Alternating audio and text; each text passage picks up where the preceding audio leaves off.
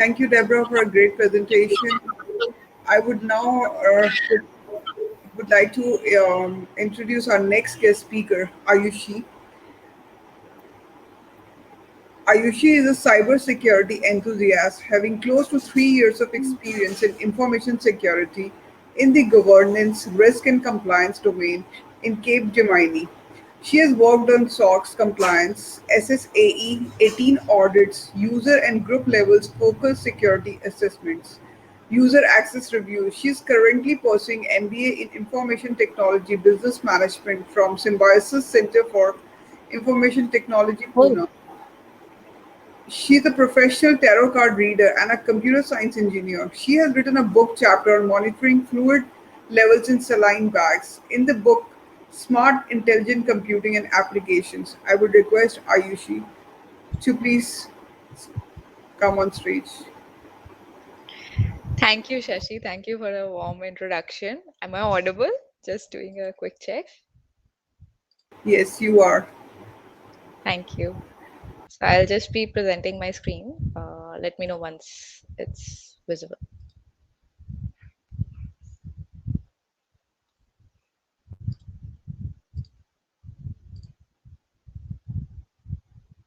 Is it visible? Yes, Ayushi. Yeah, thank you.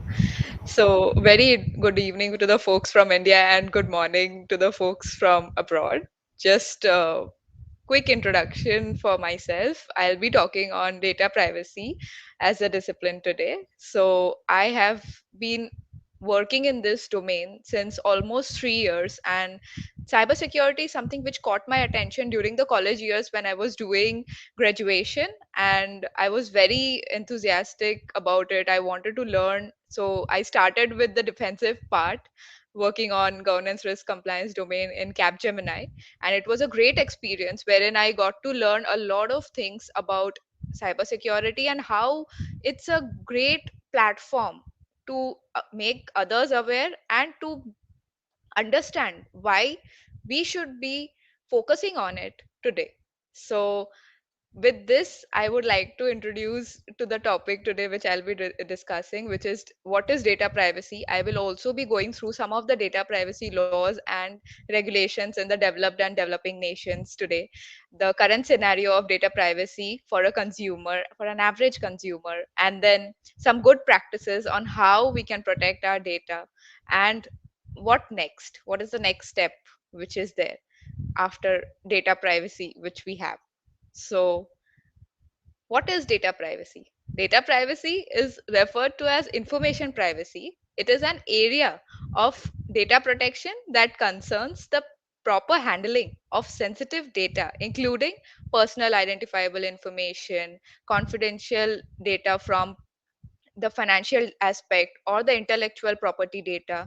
It can be anything which helps to meet the regulatory requirements as well as protecting the confidentiality and immutability of data. Data protection spans across various three categories if we talk about today. The main are the traditional data protection, which includes data backup, raid, replication, archiving, data retention, physical infrastructure.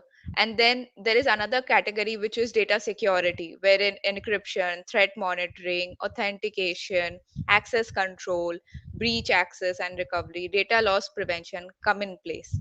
Data privacy is one of the domains wherein legislation, policies, best practices, the third party contacts, data governance, global variations come in picture. So, when we talk about data protection, the first thing which comes in our mind is, are organizations really focusing on data protection or data privacy today? So, we should first understand that ensuring the privacy of sensitive and personal data can be considered as a best practice outcome in data protection and security, with the overall goal of achieving the continual availability and immutability of critical business data. Organizations should protect privacy while ensuring security. Just because technology systems are secure, you cannot assume that your personal data is private. Data protection must be performed to meet compliance. However, that does not ensure that personal data protected at this level is also private. Data privacy applies to everyone. Data privacy does not just mean that personal identifiable information is related to employees, it is also related to clients and customers. For example, for a consulting firm, one must also know that privacy for their employees is also clients' information. The collection of client information requires planning and strict consideration. So, some of the questions which come in mind when we are addressing data privacy are: how will it be used? Why do we need it? How will we protect the data? Who will access the data once it is collected? How will it be destroyed when applicable? How will it be disseminated to others? Where will the information be stored? What is the risk that it will be duplicated and stored somewhere else? In turn, it is acceptable for an organization to ask its clients or potential clients how will they manage the company's information. These same questions can be applied to protecting data in our personal life. Some questions which we should be focusing on when dealing with personal data: are we actually secure? Is our data which we are sharing on social media networks today, is it secure, or are we just being fooled by the apps or the technology today? So with this, let's see what are the data privacy laws in developed and developing countries. Some of them are the General Data Privacy Regulation GDPR, California Consumer Privacy Act CCPA, Nigeria Data Protection Regulation NDPR. Some others are HIPAA. So when we talk about GDPR, what is GDPR? GDPR is the regulation passed by the European Union in 2018, which secures and tells that how personal data of European Union data subjects or individuals can be collected, stored, processed, and it gives data subjects rights to control their personal data, including a right to the how it can be sold or how it can be used. So the best part is it includes seven principles like lawfulness, fairness, transparency.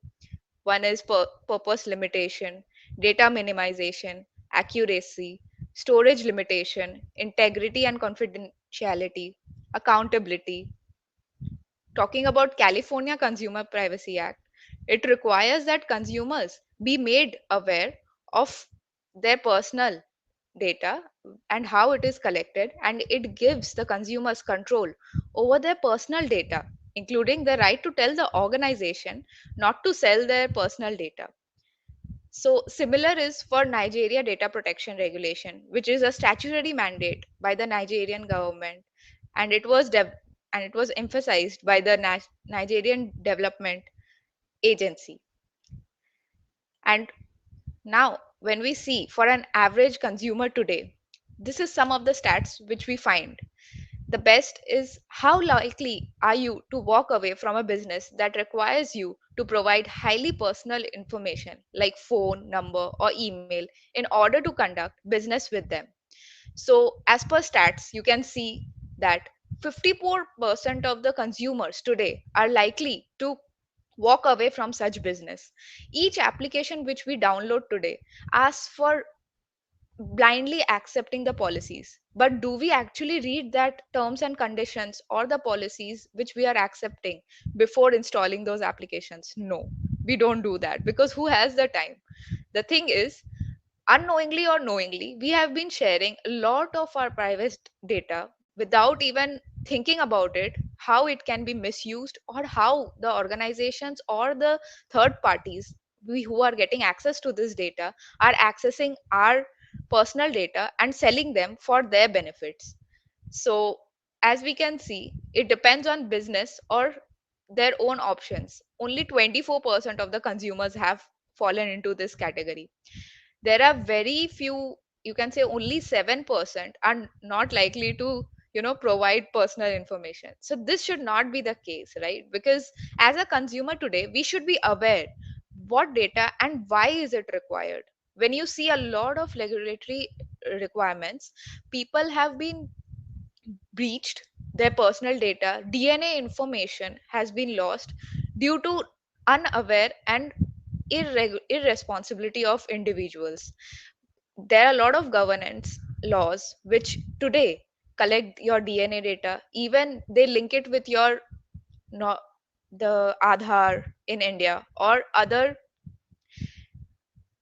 tokens wherein you are supposed to share your these information, and then you are supposed to access it through the government agencies.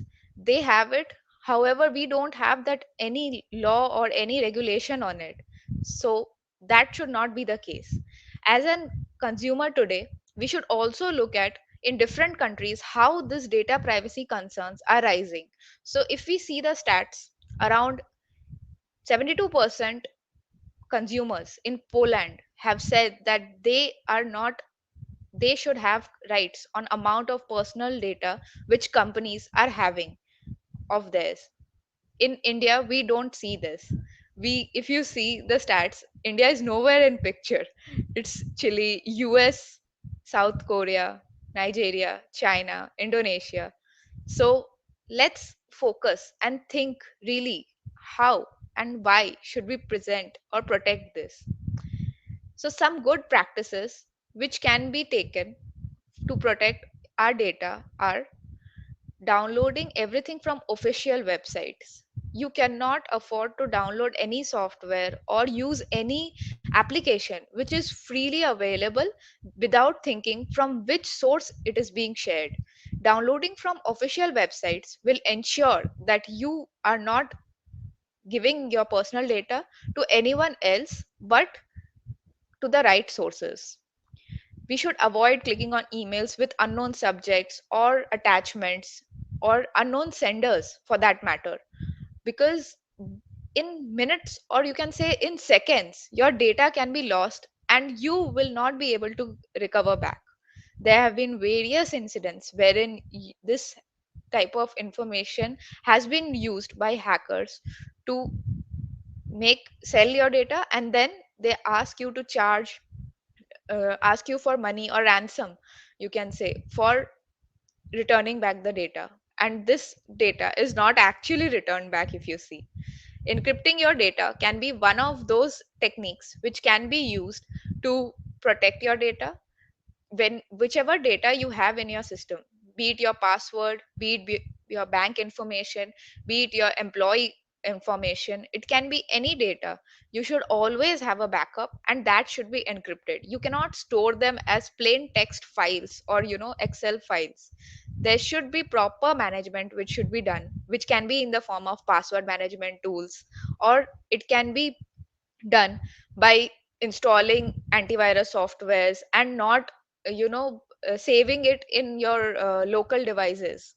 So critical information, you should ensure that you're not storing it anywhere in your systems, which can be hacked if any virus or any malware enters your system.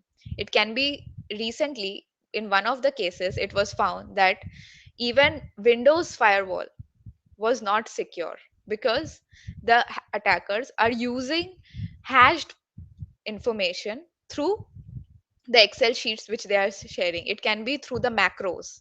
So this was one of the recent incidents which people are still researching on, and it happened last year.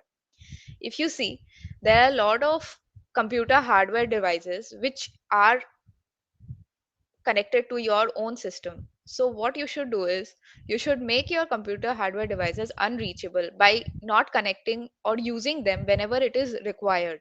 If you keep it connected, then whatever is there in your system will reach the hard drives as well. So, it would be a great practice to not connect them if they are not in use, and if they are in use, please ensure that is encrypted. So there are various algorithms which can be used. Then you can install operating system updates. So there are regular updates which are pushed by Mac or Windows for system updates. So these updates, the system should be made sure that you have the latest updates installed on your devices to ensure that it is not happening to you at least. the best would be to automate your software updates so that you don't even have to check whether any updates are coming or not. The automating it would ensure that your systems are getting updated in the back end, and there is no extra effort required from your end for this. Securing your wireless at your home or business can be another step which can be taken. So when you talk about wireless, there are a lot of default passwords which are still in use. Once you buy a wireless, suppose router or a wireless WLAN device with which you connect, so you should first of all change the default settings, because if you are not changing it, that default settings is there for each and every device which is being provided by that particular service provider. So then it, automatically everyone has from that company at least has your username password. So then how are you securing it? It can be, your systems can be attacked any day if you don't do this. So then this is one of some of the practices which you can do, of course, or you can take care when you are talking about data privacy. Another, some of the good practices which I would like to share are, you should always lock your mailboxes so that your data is not, you should first of all not store your passwords in your browsers, so that we have a very bad habit, you can say, of storing all the passwords in Chrome or any other browser for that matter through which we log in, so that we don't have to type in again and again.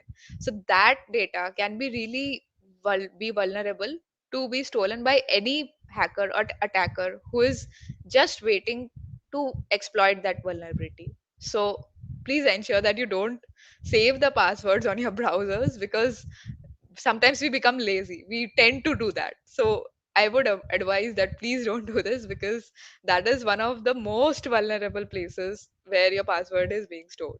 Apart from that, there is one new practice which came in organization. I saw it in IBM.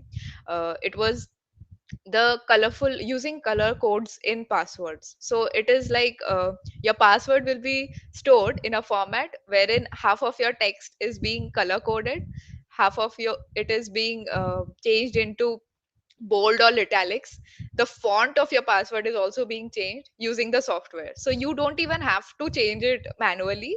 It is just that you will type in your password, and it will automatically change the password when it is storing it by adding color, bold, or change the font. And this would be very difficult to crack by any attacker, because first of all it will take a lot of time to figure out what font it has been used. Then after that, if even if they figure out what font they have used, first they have to figure out whether it's bold or italics, because that has also changed. And after that there is the characters which is there, so it adds hash values to the password while storing. So there is 4 layers almost of encryption which happens at the back end. So this is one of the ways which can be done. Apart from that, if you don't want to invest that much of time, please ensure you don't use your default names and your own family members' names, date of birth, or any you can say hobbies or anything. It can be a phrase which you are using. So suppose there is a catchy, you can say, tongue twister which you found, so you can just use that rather than using your own name in password, because that will still be difficult for an attacker to attack or guess or crack your password. The next one would be shredding the receipts, bank statements, and credit card receipts. So whenever we receive any credit card statement, bank statement in hard copy format, or whenever we take withdraw money or do any transaction from bank or ATM, we do get sometimes the receipt if we have opted for it. So the best would be to shred it immediately after you get it. You read it, you see the information, and you just shred it, because storing it would really be making your bank statement information as well as your personal identifiable information vulnerable to attackers to attack and to make access of your bank account, so that you definitely don't want to do, or you don't want the attackers to do. So the next would be, which I would be talking about, is in US, if you focus what's next. So US could get a GDPR or federal privacy law. In US, we as of now don't have any data protection law. We have SOX Act, which is there. We have mandates which tell that there should be audits or financial reporting. However, in US, we still are yet to get a data privacy law. So, I in future we can predict that this can happen in US, and there is a growing threat of disinformation. Information can be passed on in various ways, and through this what happens is, first, when the information is passed on, it goes from one user to another, and it is changed or interpreted in different way. So this has led to a growing threat of disinformation. When we talk about employee monitoring exposes, lot of employees have been found to be the insider threats in organizations. So just signing an NDA, or you can say a confidentiality policy, while joining an organization will not ensure that your employees are actually being compliant and not sharing the data outside, especially in the times of COVID, wherein work from home is more prevalent and many employees are accessing information, company information, sensitive data, confidential data, which is not to be accessed through outside the computer network, or you can say the company network. It is being accessed from personal devices. So how are companies ensuring that this data is not being lost? Because just an example, suppose your employee in any organization is using the company's provided asset or device to access the company network, but at home the person has access to his own phone, or you can say a laptop. If the person takes the screenshot on the phone or takes a snap from his phone of the company device, how are you ensuring that it is not happening? The whole picture changes when we talk about work from home scenario, and especially in COVID times this has been found happening very often. So to ensure this, there are a lot of things which can be done, or steps which can be taken by the companies to ensure that this doesn't happen. So some things which we see are COVID, which taught us a lot of lessons on data privacy front, and that is why we are here talking about data privacy. I thank all of you to help to listen to us so patiently, because we all are here and we have the same motto. We want to secure, we want to ensure that data privacy or protection is maintained. And then when we talk about legal ambiguity around international data transfers, it is the US companies which can be seen moving forward to local data processing. So local data processing can be done in various ways. It can be done through the own devices or through the devices of third parties, how it is provided. We can also expect see many more privacy executives being hired and reporting to the CEO in 2021 when we talk about data privacy. So the potential for legal liability will lead to companies collecting less data. We feel that collecting data is something which should be taken into consideration when we talk about data privacy, because when we collect data, if we secure the data at that point of time, then later it we will ensure that it is being spread in a very vague, or you can say in a very secure format, so that later it is not being lost, or there is no threat which is coming to the data. The legal battle over end-to-end encryption will continue. So end-to-end encryption is something which we have always thought that, I'm sorry, I think I'm hearing some background noise. Is someone on mute? Yeah, thank you. Yeah. So we always see that there is a legal battle which is continuing for end-to-end encryption. End-to-end encryption can be seen from various aspects, but in our near future, we are expecting that there will be this battle is not coming to an end in any way. The next thing, which when we talk about India, is there are a lot of data privacy and data security laws in India. However, even if you see here, it is Information Technology Act, there are Credit Information Companies Act, Press Note Technology Act, there is Credit Information Companies Act. However, still we don't have any concrete bill there was a data protection bill which was supposed to come here in 2021. However, it is still in the parliament and talks are there that it will be coming soon. So then we can expect that the companies which are investing in India, or the companies which are already in India or have their branches in India, are ensuring that data privacy is being complied to when we talk about the users or the average consumers of Indian citizens. So by the time the companies will figure out the ways to reconfigure systems to be compliant, we can expect them to be, there will be a personal data protection legislation which will be passed and they have to be compliant. So with this I come to the end of my session today. Thank you for listening patiently, and thank you Rainbow Secure, thank you Nehal for giving me this opportunity. Thank you, thanks a lot. Yeah, I see. It was really, nice presentation of thoughts regarding data privacy, and especially, the way you clearly differentiated, right? That data privacy people are talking, sometimes they're actually talking about data security. So Yeah. they mix both. So you have to have a really a good solid data privacy design that take care of the users privacy needs at storage level. Then only I think you can further secure it. If you Yes. think that you will capture the data and let your developers and marketing decide on, then it's very difficult. So I think this is very vital where we think about securing data at the point of capture, I would say. Yes. So point of capture, and you have to actually also involve your the logical data designers, the system designers, because if you don't pass the data with proper hashing and encryption in between your applications as well, then again they are opening up to hackers and chances of breaches, because developers do wonderful job many times to secure the data in their module, but when they send it outside or receive it in some extract export, many people analysts work on this.